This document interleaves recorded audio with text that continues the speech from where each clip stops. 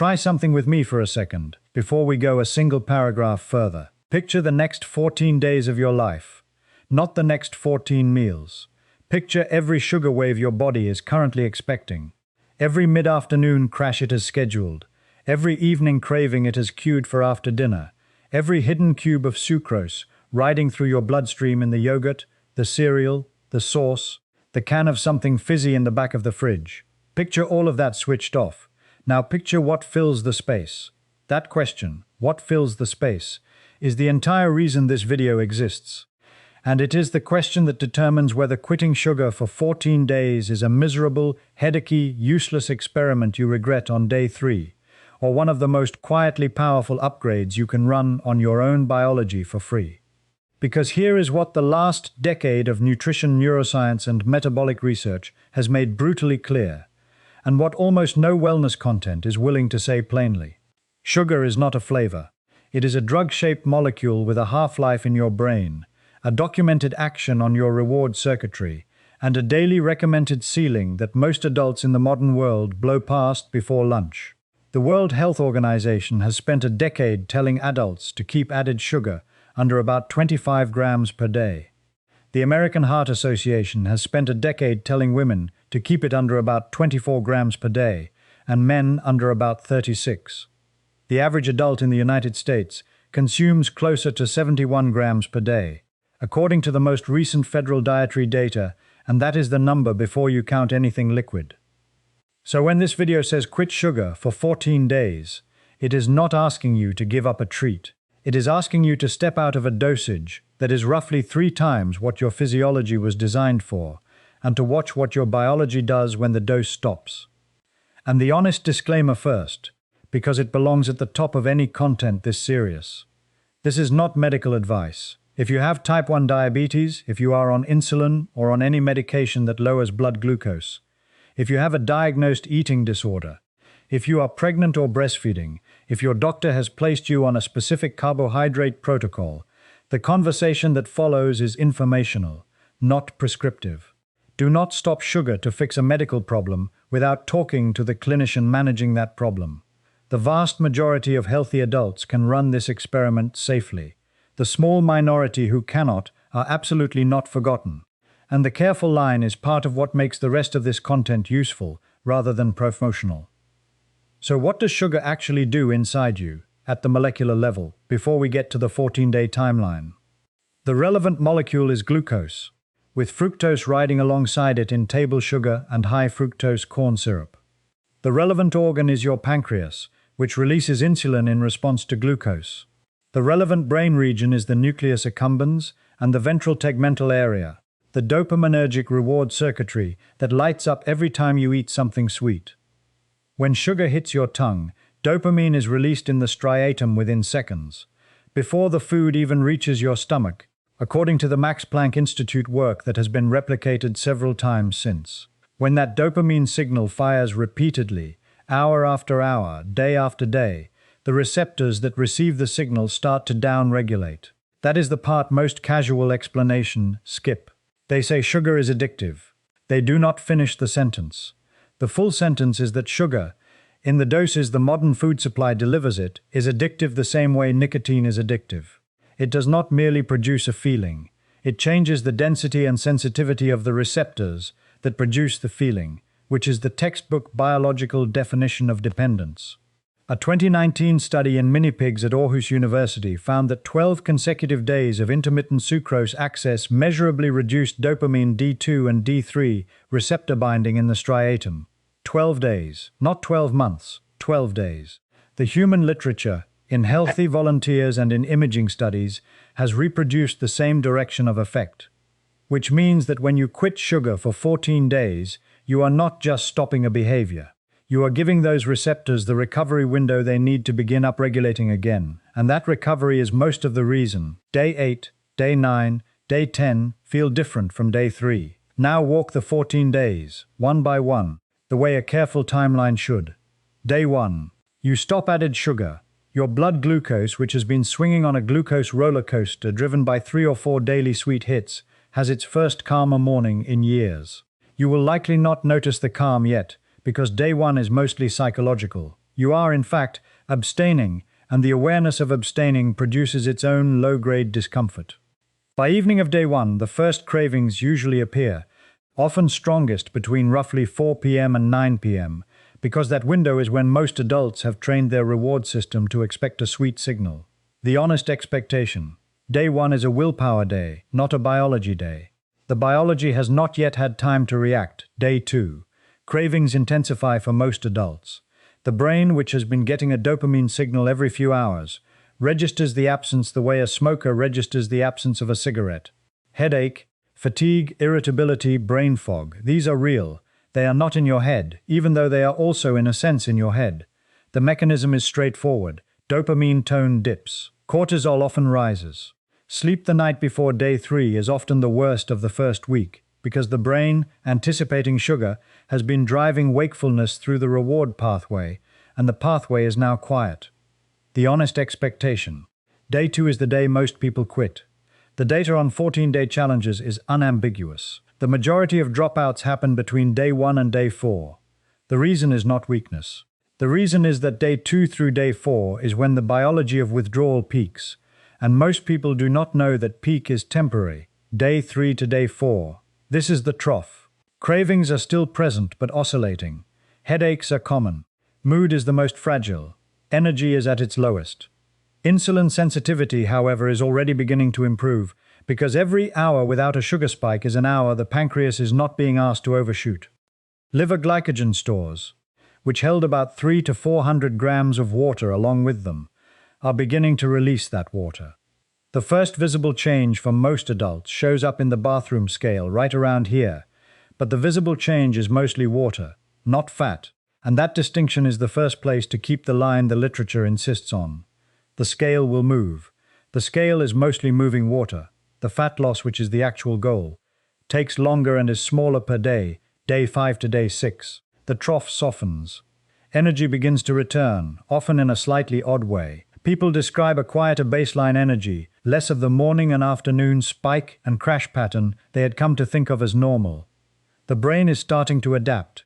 Dopamine receptor density, the thing the imaging studies show actually changes, has had roughly 120 hours of recovery. The receptor recovery is not complete. It is, however, enough to make the absence of sugar feel less urgent. Sleep, which had been disrupted, often improves first in this window. The mechanism is mostly the removal of late-evening sugar, which had been driving cortisol and insulin through the night, which had been fragmenting deep sleep. By the end of day 6, the worst is almost certainly behind you, and most adults can feel that, even if they cannot articulate why day 7. 1 week down. This is where the first measurement that genuinely matters shows up, which is fasting insulin. Across multiple small intervention studies, including the 2022 Hall and colleagues' ultra-processed food crossover published in Cell Metabolism, fasting insulin begins to drop measurably by the end of the first week of reduced added sugar. Triglycerides, the blood fat most directly driven by fructose, also begin to drop. Liver fat, the type that accumulates from chronic fructose exposure and that drives the early stages of non-alcoholic fatty liver disease, begins to reduce. The mechanisms are clean. Less fructose in means less substrate for de novo lipogenesis, which is the liver's conversion of carbohydrate into fat. Less glucose spiking in means less insulin spiking in response, which means the liver stops being asked to clear glucose into storage continuously. The first week is mostly withdrawal and water. The first week is also, quietly, the week in which the metabolic machinery begins to recalibrate, day 8 to day 10. This is the window the popular internet treats as flat, but the literature treats as the inflection point. Cravings have fallen substantially for most adults, often by roughly half of what they were at peak. Energy is noticeably steadier. The mid-afternoon crash, the one most adults blame on lunch, has often disappeared, because the crash was not lunch. It was the sugar spike from lunch, plus the sugar withdrawal from the breakfast that came before it compounding through the day. The skin, in a small but consistent fraction of adults, begins to look less inflamed. The mechanism is the removal of advanced glycation end products, which are the sugar-protein crosslinks that accumulate in collagen when blood glucose is chronically elevated. AGGs are implicated in skin aging, in arterial stiffening, and in the cross-linking of proteins in cartilage and lens. 2 weeks is not enough to reverse them. 2 weeks is, however, enough to slow their accumulation, and the visible effect on skin is often the first sign that something internal has shifted. Day 11 to day 13, the window where the experiment tips from willpower to identity. Most adults, by day 11, have stopped thinking about sugar every hour. The cravings have not vanished. They have moved from the foreground to the background. Taste sensitivity has begun to shift, and here is one of the cleanest results in the literature. The Wise and colleagues' 2016 study in the American Journal of Clinical Nutrition showed that reducing simple sugar intake for as little as 2 weeks measurably altered perceived sweet taste intensity, meaning that the same foods you found intensely sweet at the start of the experiment now taste less sweet, because the taste receptor cells in your tongue have had time to regenerate. Taste buds turn over roughly every 10 to 14 days. By the end of day 14, you are at the cellular level a slightly different sensory animal than you were at the start. Foods that tasted normal will now taste faintly too sweet. Foods that tasted sweet will now taste overwhelming. That perceptual shift is the substrate of every long-term sugar reduction that actually lasts, because it changes what your brain classifies as rewarding day 14, the line, the official end of the experiment. What you have by this point is not a cured brain. You have a recovered brain, in the precise sense that the dopamine receptor density has had 14 days of recovery, the insulin sensitivity has had 14 days of recalibration, the liver has had 14 days of reduced de novo lipogenesis, the taste receptors have had 1 full turnover, the AGGs have had 2 weeks of slowed accumulation, the sleep architecture has had 2 weeks of less fragmented deep sleep, and the gut microbiome has had 2 weeks of less sugar substrate, feeding the species that thrive on it. None of those individual signals is dramatic. All of them, repeated daily, accumulate into a trajectory that is genuinely worth your attention. The honest expectation. Most adults who complete a 14-day sugar reset report a flatter energy curve, less afternoon brain fog, fewer cravings, slightly clearer skin, slightly deeper sleep, and a modest but real reduction in waist circumference that is mostly water in week 1, and mostly visceral fat reduction in week 2 and beyond. The dramatic overnight transformation the wellness industry sells is not what the literature supports. The quiet, durable metabolic shift the literature actually supports is exactly what this protocol produces. Now the Feynman pivot, which is the move that makes the next part of the video defensible rather than promotional. The naive position is that sugar is poison, that the food industry is evil, that every gram of added sugar is a crime against your mitochondria. That position is morally satisfying and scientifically careless. Sugar is a molecule. In small doses, your body uses it well. In large doses, repeatedly, it overwhelms the very systems that handle it. The mature position, the one the last decade of consistent research now supports, is that added sugar behaves like any other dose-dependent input. Below the WHO ceiling of roughly 25 grams per day, the average adult experiences no measurable metabolic harm and some genuine metabolic benefit because glucose is a useful fuel. Above roughly 50 grams per day, the harm signals begin to appear. Above roughly 70 grams per day, the harm signals are robust, reproducible, and visible in population data. Your 14-day experiment is not a moral purification. It is a recalibration of your reward system, your insulin system, your liver, and your taste, against the dose the modern food supply was actually engineered to deliver. When the experiment ends, you are not required to never eat sugar again. You are required to know what your own biology feels like without it, so that the next decision you make about it is informed rather than habitual. The protocol, written plainly, because this is the part that earns or wastes the rest of the video. For 14 days, eliminate added sugar, which is the sugar that does not occur naturally in whole fruit, in milk, in vegetables, or in starches. Whole fruit is not the enemy. The fiber and water in whole fruit slow the sugar absorption enough that your glucose curve stays manageable. The enemy is concentrated sugar in any form, from any source, including honey, maple syrup, coconut sugar, agave, fruit juice concentrate, table sugar, brown sugar, and high fructose corn syrup. They are all, at the molecular level, the same kind of input. Replace what you removed with whole food calories you actually like.